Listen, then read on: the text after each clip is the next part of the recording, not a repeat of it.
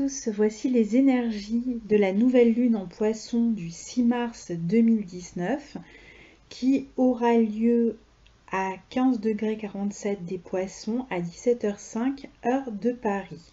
Juste avant de commencer, je signifie que j'ai mis dans la barre d'infos en dessous un lien vers un site que j'aime beaucoup qui a été créé par une amie, Célia, qui s'appelle l'astrologie expliquée, sa chaîne YouTube que vous connaissez peut-être déjà. Donc pour ceux qui ne connaissent pas, ça peut être intéressant si vous vous intéressez à l'astrologie et que vous avez envie de comprendre un petit peu comment ça fonctionne, car elle est extrêmement pédagogue dans son approche. Et donc, elle vous permet vraiment de comprendre pas à pas chaque événement astrologique. Alors, donc on commence avec cette nouvelle lune maîtrisée par Neptune, car c'est une nouvelle lune en Poisson et qui en plus la nouvelle lune est conjointe à Neptune et évidemment donc Neptune se trouve dans le signe du Poisson.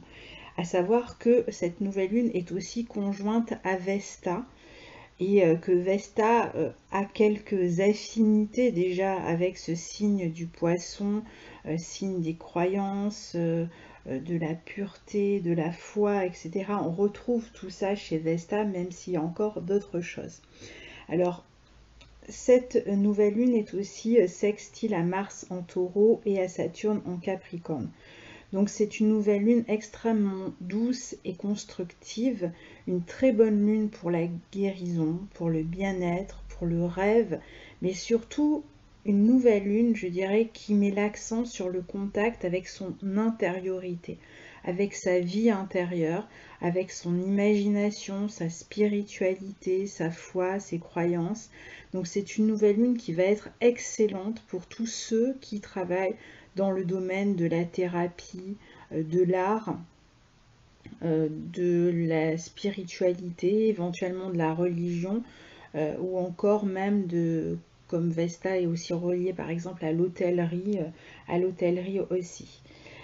Comme Mercure est rétrograde en Poisson depuis le 5, donc depuis la veille de cette nouvelle lune, et qu'il est conjoint à Chiron, j'ai vraiment le sentiment que c'est une nouvelle lune qui va être axée sur l'écoute de soi.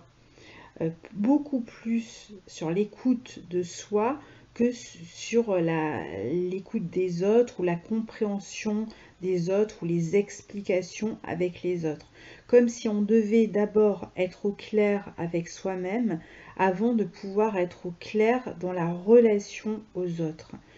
Et c'est à mon avis ce que nous dit Mercure qui rétrograde dans ce signe du Poisson à la conjonction de Chiron. Si on veut se soigner, si on veut soigner une relation, une situation, si on veut aller mieux, il va falloir d'abord prendre un moment pour soi, pour être en phase avec soi et pour être capable de s'écouter. On va donc chercher davantage les réponses en soi que demander à l'autre une explication, une clarification sur une affaire ou sur un sujet. N'oublions pas que le nœud nord est en Cancer, on n'en parle plus, parce que maintenant on s'est habitué à ce qu'il était entré dans le signe du Cancer, mais rappelons-nous que le nœud nord dans le signe du Cancer nous parle d'écouter nos besoins, et que le nœud nord, à cette période, est au trigone de Mercure rétrograde et de Chiron, qui vient de passer en Bélier, mais le trigone tient quand même. Donc, c'est vraiment le moment justement de plonger en soi et d'aller s'écouter. Alors d'habitude c'est vrai que le signe des Poissons c'est la fusion, l'empathie avec les autres, une forme de sacrifice, et ça le sera certainement. D'ailleurs Vesta aussi représente le sacrifice. Mais ici ça va d'abord concerner une écoute de soi, éventuellement pour défusionner d'avec une personne ou d'avec une situation. C'est-à-dire que plutôt qu'aller créer plutôt que de rester plutôt dans une situation fusionnelle ou dans des relations de dépendance ou des relations dans lesquelles on a l'habitude de se sacrifier, eh bien, c'est une très belle nouvelle lune pour prendre conscience, hein. Vesta aide aussi à prendre conscience, pour prendre conscience pour la première fois, puisque c'est une nouvelle lune, donc il y a un nouveau départ, pour prendre conscience complètement de nos besoins, ça on l'a dit, mais aussi de nos dépendances ou des situations dans lesquelles on a tendance à être dépendant, ou des personnes de qui on a tendance à être dépendant, pour pouvoir s'en défaire, hein. Mercure rétrograde, donc s'intériorise. On peut vivre donc des relations fusionnelles et toutes sortes de dépendances, mais on va chercher plutôt à s'en défaire. Donc ça ne veut pas dire qu'elles n'existent pas, qu'elles ne sont pas là, au contraire, elles sont là et on s'en défait, en tout cas on en prend conscience. C'est une très bonne nouvelle lune pour ceux qui ont des problèmes de santé et pour se soigner, du coup, hein, pour guérir, et en revenant sur les comportements qui nous nuisent. Donc pour déceler en soi, finalement, le point où l'on se ment. Parce que il ne s'agit pas ici d'aller chercher si l'autre est fautif, s'il nous a manipulés, si ceci, si cela, c'est possible, hein, je ne dis pas que ça n'existe pas et que ça n'arrive pas, bien sûr que ça arrive, mais ici ça va être le moment pour plutôt plonger en soi, essayer de comprendre comment on a pu accepter cette manipulation. Pourquoi? Pour essayer de traquer notre propre mauvaise foi ou notre envie de croire en une situation, alors que tout peut être contribué à nous montrer que cette situation n'était pas bonne pour nous. Donc pourquoi on est resté dans cette situation? Donc ça veut dire qu'on a commencé par se manipuler soi-même, par manipuler la vérité que l'on portait. On a fermé les yeux sur une vérité, et cette vérité ici, elle est émotionnelle. On est dans le signe des poissons. Donc on a eu des ressentis, des red flags, comme disent les Anglais, mais plutôt que d'aller accuser les autres pendant cette nouvelle lune, eh bien ça va être plus intéressant pour nous de découvrir combien on est capable de se mentir à soi, et donc qu'est-ce que ça cache comme besoin en fait qui nous a conduit à chercher à nous mentir, de quoi on avait besoin, où on était capable de tout accepter pour ce besoin-là. Alors, Mercure est en exil en Poisson. On dit il est en exil, il a une position faible, etc. Bon, moi, j'aime pas trop voir les choses comme ça sur le plan planétaire. Pour moi, une planète en exil, elle a une autre fonction. Elle a une fonction qui va être déformée, pareil en chute, etc. Donc ici, Mercure va pas avoir les fonctions qu'il peut avoir en Vierge, d'analyse, d'explication, de contrôle, de tri, de capacité à travailler sur le détail, etc. Bon, on va pas faire le tour.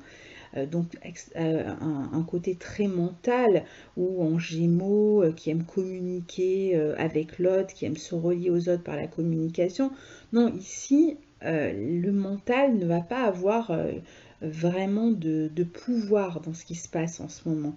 De même que les longues explications avec les autres dans les situations dont on a parlé, hein, qui étaient problématiques de dépendance, mensongère, etc.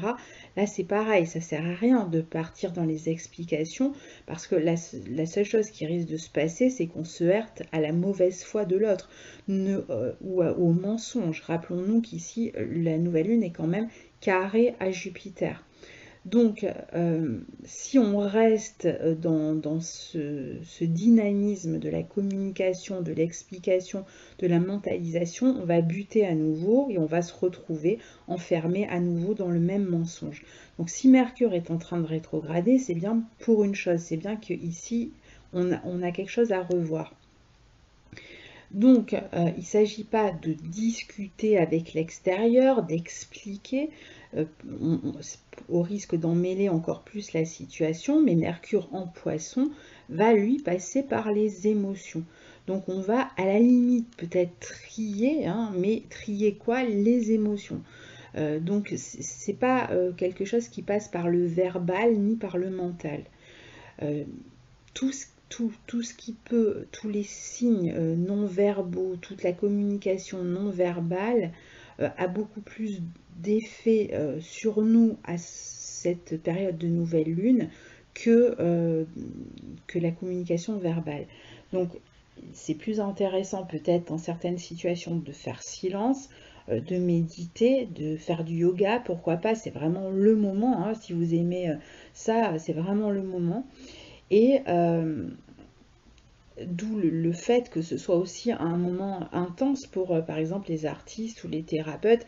Et alors, en plus, comme on a une nouvelle lune au sextile de Mars en Taureau, de Saturne en Capricorne, dans des signes de terre, on peut donner forme à son imagination, on peut donner forme, on peut passer par le toucher, par exemple, hein, qui est une autre forme de communication pour les thérapeutes, pour ceux qui travaillent dans les soins énergétique, etc. On peut passer par le toucher, on peut passer par d'autres voies que par le langage ici. Et on peut réussir véritablement à soigner ou à se soigner ou à se faire du bien. Donc même si vous êtes malade et que vous suivez un traitement médicamenteux, eh bien n'hésitez pas à ajouter une pratique telle que la méditation, que les soins énergétiques, etc. en ce moment, parce que surtout lors de cette nouvelle lune, parce que ça va vous faire un bien fou.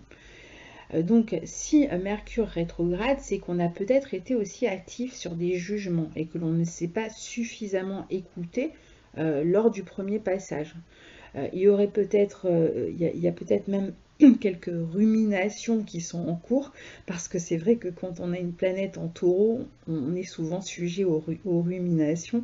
Donc il est possible même qu'on soit en train de ruminer une situation et de se dire mais pourquoi je suis allée là, qu'est-ce qui s'est passé, etc. Mais en fait c'est le moment vraiment pour se reconnecter à soi et pour retrouver une forme de jugement plus sain. Vesta va nous aider aussi aux retraites hein, pour voir plus clair en nous. Donc c'est vraiment le moment d'une purification qui est un autre mot de Vesta, nettoyage, purification de toutes ces croyances erronées, de ces erreurs de compréhension, de jugement, et surtout avec soi-même, hein, je le répète, hein, parce que ça ne veut pas dire qu'il n'y en a pas à l'extérieur. Il y aura des mensonges à l'extérieur, il y en a toujours, nouvelle lune ou pas nouvelle lune, en poisson ou pas en poisson, mais il y en a particulièrement, c'est vrai, pendant cette période-là, mais c'est pas intéressant d'aller savoir pourquoi l'autre fait ceci ou fait cela.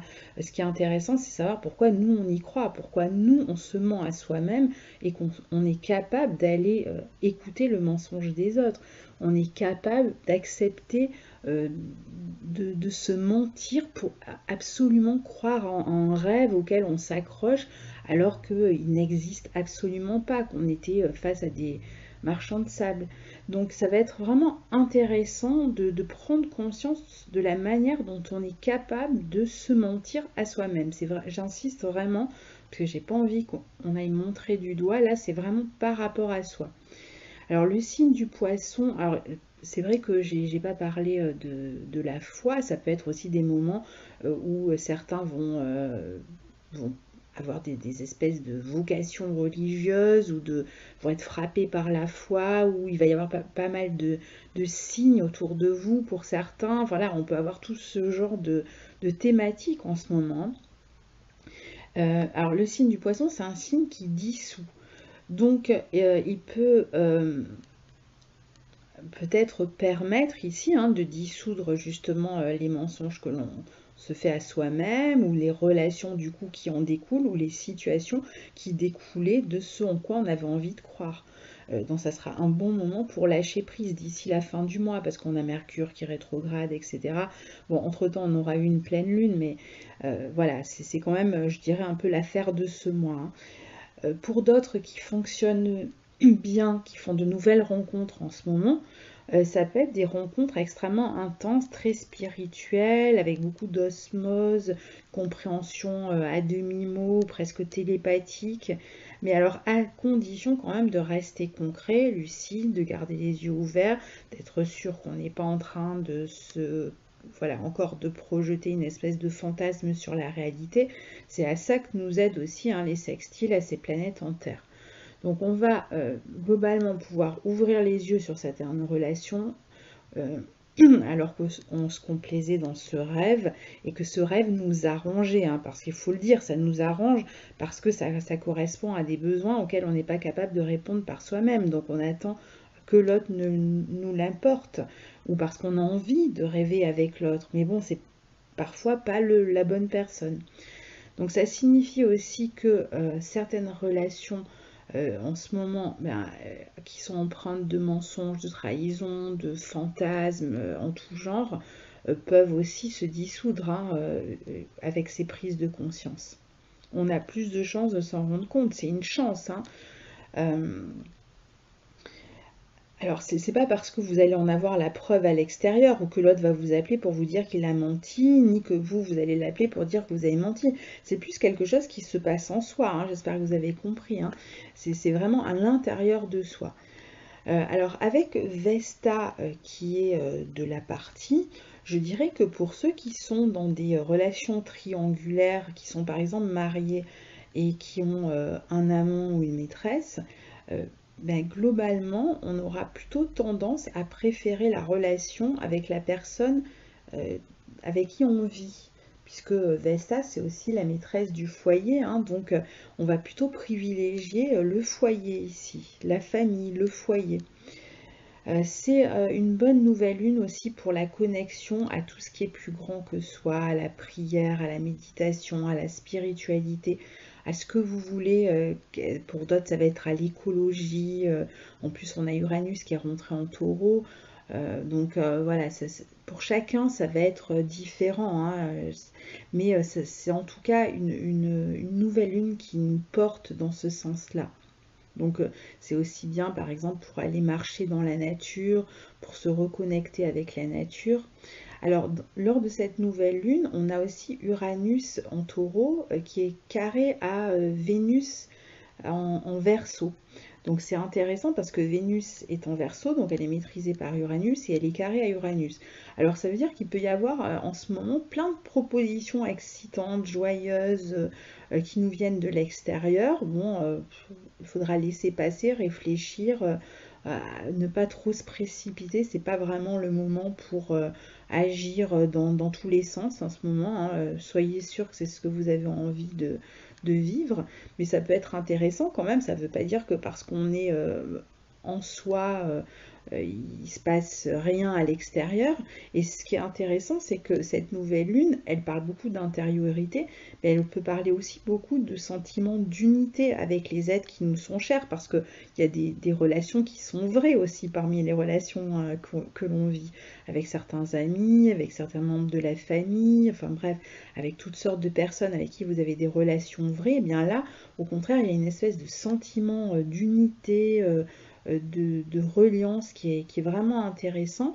Et justement, le carré de Vénus à Uranus peut apporter plein de peps hein, dans les relations dans lesquelles on est bien et l'envie de faire avec, enfin de se relier aux autres. Alors après, justement, le carré de Vénus à Uranus peut aussi permettre de se détacher et de se libérer, je dirais même, des relations qui étaient des relations fantasmées dans lesquelles on s'était menti. C'est vrai que ce sera beaucoup plus simple, du coup, si on doit s'en détacher, de le faire maintenant. Autre sentiment qui pourrait ressortir de cette nouvelle lune, c'est l'envie, par exemple, d'écouter de la musique, de s'intéresser beaucoup plus à l'art, d'aller voir des spectacles de danse. Pour ceux, par exemple, pour les artistes qui sortiraient, même les comédiens, parce que les comédiens aussi bénéficient de la nouvelle lune en poisson, les comédiens ou les musiciens, ou même les poètes, les écrivains qui sortent un opus sous cette nouvelle lune, ou une chorégraphie, si c'est la danse, etc., vous risquez de remporter vraiment un franc succès. C'est vraiment un bon moment pour la créativité, en particulier dans ces arts.